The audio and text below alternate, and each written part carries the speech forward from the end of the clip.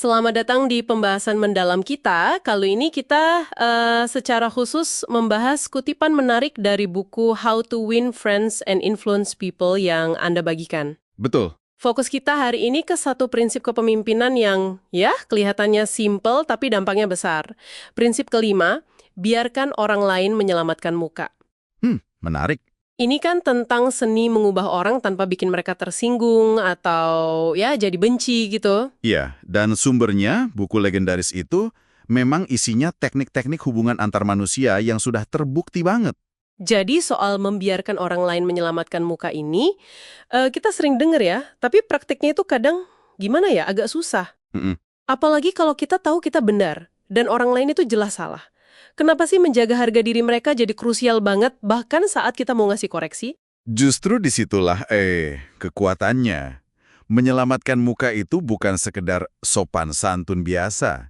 Ini soal menjaga martabat, harga diri seseorang. Oke. Coba bayangkan kalau kita langsung, wah, serang aja gitu. Permalukan, tunjuk kesalahannya belak-belakan, apalagi di depan banyak orang. Wah, iya. Reaksi alamiahnya kan pasti defensif. Mungkin marah, kesal, dan yang jelas hubungan jadi ya nggak enak.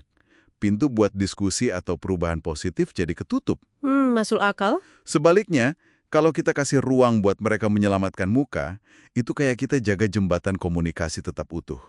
Bikin mereka lebih, terbuka menerima masukan.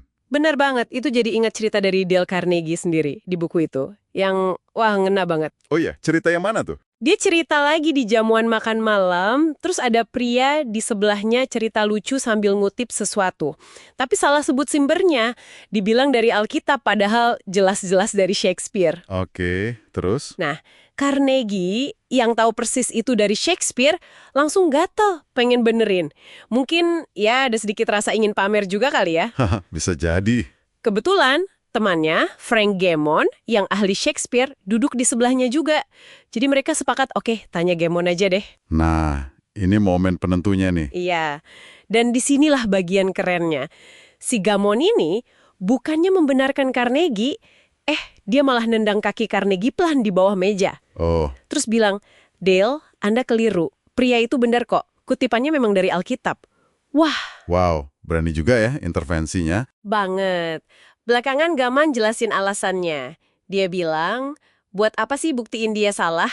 Apa itu bikin dia jadi suka sama kamu? Kenapa nggak biarin aja dia selamatkan mukanya? Dia kan nggak minta pendapatmu. Hindari aja sudut tajam. Pelajaran diplomasi yang, aduh, dalam banget. Itu contoh yang bagus banget. Ini nunjukin dilema kan?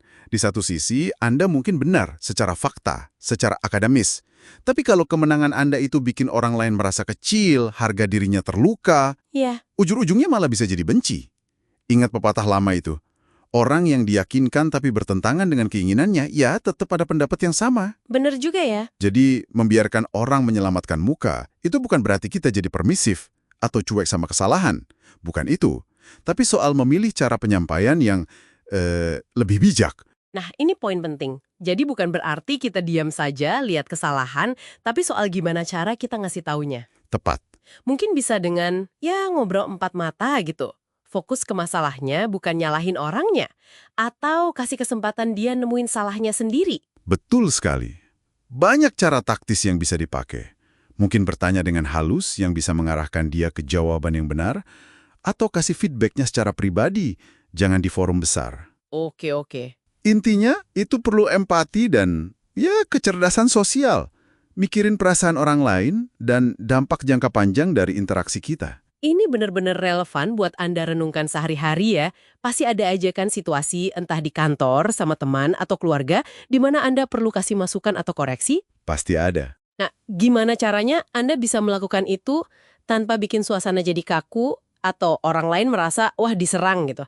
Prinsip ini ngajak kita cari cara yang lebih elegan, yang memungkinkan perbaikan tanpa harus mempermalukan.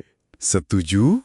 Jadi, kesimpulan penting dari kutipan yang Anda bagikan ini, memberi ruang bagi orang lain untuk menyelamatkan muka itu bukan sekedar etiket, tapi ini strategi komunikasi yang cerdas dan efektif banget. Ini bantu jaga harmoni, bangun hubungan lebih kuat, dan akhirnya malah lebih efektif kalau tujuan Anda memang ingin mempengaruhi atau memimpin. Betul. Sebagai penutup nih, ada satu hal mungkin untuk Anda pikirkan lebih dalam. Dalam banyak situasi, apakah kepuasan sesaat karena kita berhasil membuktikan satu poin kecil akan membawa hasil yang jauh lebih baik, lebih berkelanjutan? Wah, ini refleksi yang bagus. Coba pikirkan warisan interaksi Anda, bukan cuma soal menang atau kalah di satu momen kecil. Terima kasih banyak sudah berbagi sumber yang sangat berharga ini. Semoga pembahasan singkat kita ini bisa memberi Anda perspektif baru dalam berinteraksi dan memimpin dengan lebih bijaksana lagi ya.